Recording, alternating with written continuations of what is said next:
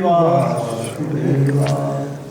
अनंत कंसचिदानंद भगवान इष्ट देव को प्रणाम। कथा के रसिक श्रोता श्रीमान जी महाराज को प्रणाम। जी गुरुदेव को वंदन। ओजस्वी तपस्वी महापुरुष को वंदन। संत वृंद विप्रवंद को वंदन। आप सभी को वंदन करते हुए आइए भगवत चर्चा का प्रारंभ करें। कल के प्रसंग को पुनः हृदयांकित करें। कल के प्रसंग को याद करें। श्री गिरिराज जी का पूजन किया व्रजवासियों ने। इंद्र ने खूब किया, भगवान ने गिरिराज ने धारण किया। कल का प्रसंग ने दर्शन किया। अब सुखदेव जी परीक्षित जी को वरुण विधि की कथा सुना। नंद बाबा बेटाइम जल में प्रवेश कर गए, वरुण को पकड़ के ले गए, भगवान ने छुड़ाया। इसके बाद तुरंत रास की कथा शुरू। 29 दसम स्कंद 29 अध्याय से 33 अध्याय, इसका नाम है रास पंचाध्याय। तो वरुण विजय के बाद ही रास आया। इसका क्या तात्पर्य? देखिए, रास माने भगवान में मिल जाना। रसोवई रसस्वरूपो ब्रह्मे मिलनम सरास। भगवान के रसमय स्वरूप में लीन हो जाना, वही रास। उस भगवान में मिलने के लिए वरुण विजय बहुत जरूरी है। वरुण माने जल, रस। रस की जो इंद्रिय है हमारी जीव है, तो जीव को जीते तो रास में प्रवेश मिलेगा। जीव को दो तरह जीतना है, बोलना कम और स्वाद कम। उसके बाद रास की कथा शुरू होती है। यहां पर सुखदेव जी वर्णन करते रहा परीक्षित।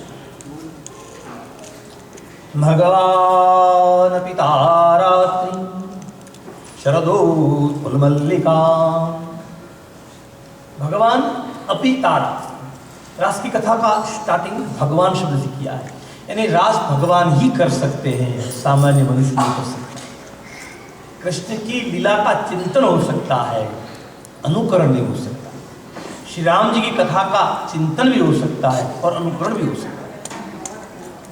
कई लोग ऑब्जेक्शन लेते हैं, बोले तुम्हारा भगवान कैसा कृष्ण है जो गोपियों के साथ डांस करता है, लेडीज के साथ डांस करना है, तो ठीक है। उसने डांस किया है, लेकिन पहले पूतना को मारा जब वो 6 दिन का था। कई लोग कहते तो कृष्ण डांस किया तो हम भी लेडीज का डांस करेंगे, क्या बुरा है? जब कृष्ण का तो हम भी करेंगे। कृष्ण ने 6 दिन की अवस्था में पूतना को मारा। 6 दिन का जो तू था तब तुझे नर्स पकड़ के नला दी, तेरी आंख भी नहीं खुली। हम उसकी बरोबरी कैसे कर सकते? जो काली नाग पर नाच कर सकता है वो गोपियों के साथ नाच कर सकता है। जो दावाग्नि का पान कर सकता है वो आनंद कर सकता है। भगवान है, भगवान समर्थ है, उनकी बरोबरी जीव नहीं कर सकता। तो भगवान ने नाद किया, बांसुरी का गोपी आई। भगवान ने उनको वचन दिया था हम रास कराएंगे, लेकिन वहां लिखा है वो आई तब कैसे आई? बांसुरी नाद बजते ही सुनती, जिस स्थिति में थी उस स्थिति में आई। कोई लोग आटा छान रही थी, कोई गोबर के कंडे बना रही थी, कोई बच्चे को दूध पिला रही थी, कोई पति की सेवा कर, जो कर रही थी सब छोड़, और जैसी थी ऐसी भगवान के पास। इसका मतलब ये कि भगवान के पास जैसे है ऐसे जाए। हम दुनिया के सामने बड़े दम्भ करें कि उसके आगे नहीं, क्योंकि तन की जाने, मन की जाने, चित्त की जाने चोरी, उसके आगे क्या छिपाना? जिसके आगे वो सब जानता है। ऐसी बांसुरी बजाई रे नंदलाला, ऐसी बांसुरी बजाई रे नंदलाला, मैं तो थोड़ी चली आई रे नंदलाला, मैं तो थोड़ी चली आई रे नंदलाला। भगवान ने बांसुरी बजाई, दौड़ के आगे भगवान ने रास का प्रारंभ करना था, तभी कहते